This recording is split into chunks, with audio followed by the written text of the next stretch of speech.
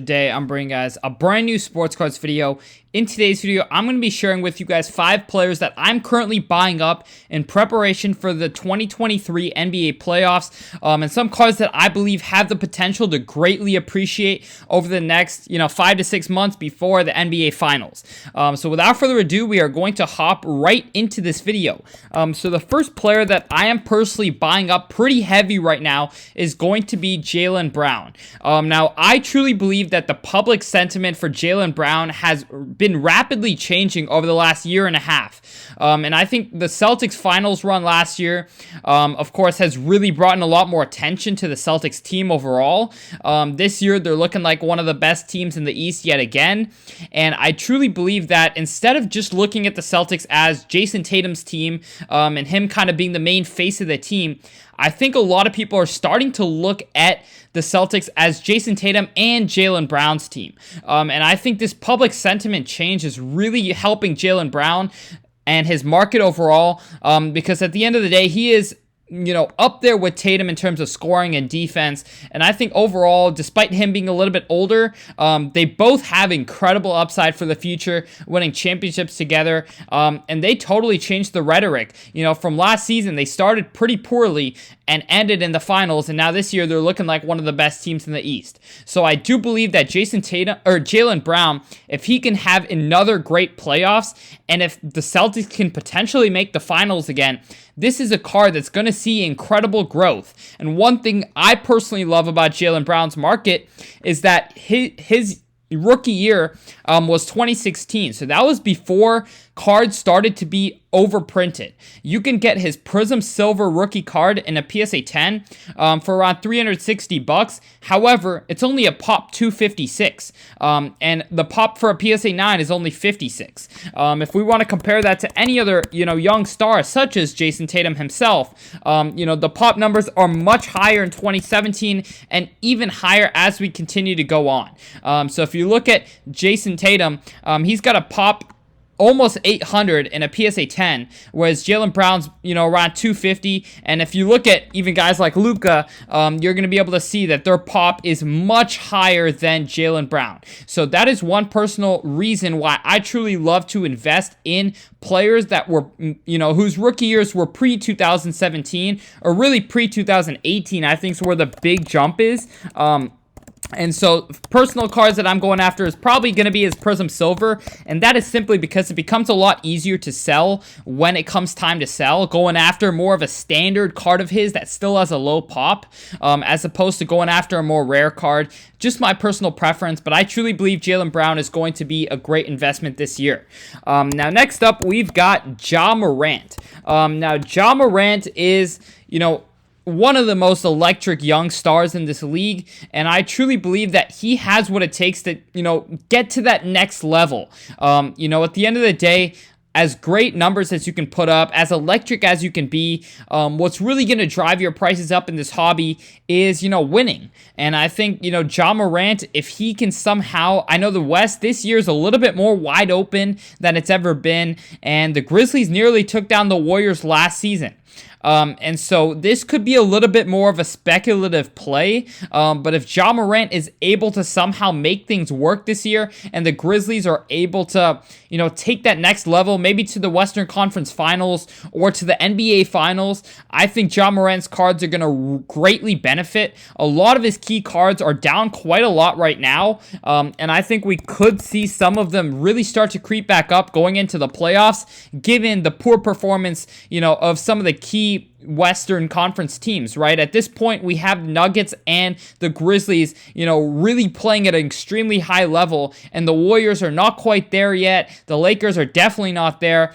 So there's not many other teams in the mix. So I do believe we're already starting to see a big, a little, I'd say 20 to 30% jump on some of Ja Morant's cards, in the recent months. So I do believe we could continue to see that, creep back up going into the playoffs. Now, without further ado, we're going to hop right into the next pick. Now, this is going to be a 3-way pick.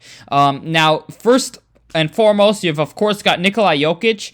Now, Jokic is, a 2-time MVP. He's pretty much got everything besides, that winning, right? Making an NBA Finals, winning an NBA Finals, anything to that nature, I believe is going to take Jokic's cards to the next level. And this year, I think they've got a good chance in the West. Of course, you've got the Grizzlies, potentially the Warriors to look out for, a couple of other teams. But I think the Nuggets will be right there in the mix. So I'm personally a big buyer in a lot of the Nuggets players. I think Jamal Murray, is a player who does show up in the playoffs. His cards are sitting at such extremely low points to where I'm personally just willing to buy them up and see if he's ever in the spotlight again. His prices are going to be much higher than they are today. So it's kind of a speculative buy. I'm buying when people aren't looking at his cards, and when people look at his cards again, his prices should go up from where they are today. So I'm buying quite heavily into Jamal Murray. And then, of course, Michael Porter Jr. is another big, piece of the Nuggets. And people love to buy his cards just because he's young and's got more upside, right? As opposed to guys like Jamal Murray. So I think there is a great amount of upside in Michael Porter's cards. And they're down so much that I don't feel like there's an incredible amount of risk. If you look at, for example, like a rookie signatures PSA 10, you can get these for less than $80. When for guys like Luka Doncic, it's going to be close to $3,000. So there's big price discrepancies. And if, the Nuggets can make it far this year, if Michael Porter Jr. performs in the playoffs, I can see a card like this being as much as $500 come playoff time. So I think the risk-reward ratio is definitely there for Michael Porter Jr., and that is why I'm personally putting some money into his market. But without further ado, we're going to hop right into the next pick, and that is going to be Kevin Durant. Now, Kevin Durant, his market has really cooled off. I remember when this card was around a $10,000 card. Now, it's currently down pretty much 90% from its peak. Now, Kevin Durant, he has quite a lot of options. One card I extremely like of his is going to be his Topps Black rookie card. The PSA 10 pop is just 145, which I absolutely love. That's a card with a lot of upside, as we saw, in 2021 when prices were going extremely high, and his pop 145 went up to 10K. So Kevin Durant is, one of those players. He performs in the playoffs. The Nets are looking better. They've really turned their season around. And I do believe that at some point, if Kevin Durant can continue this level of play, if Kyrie Irving and a few other pieces can show up, the Nets could be contenders in the East. And I do believe they will be contenders in the East. So I'm truly a buyer in Kevin Durant at the moment. I think he's already showed enough as an all-time great to where I feel very comfortable buying into his cards. I just think there's a lot of upside if the Nets can make something happen this year. So I think it's a low-risk, high-upside investment, which makes it a great investment. So yeah, I truly believe that, given the current prices, I do not see it going down much more. I could see him spiking up quite a lot.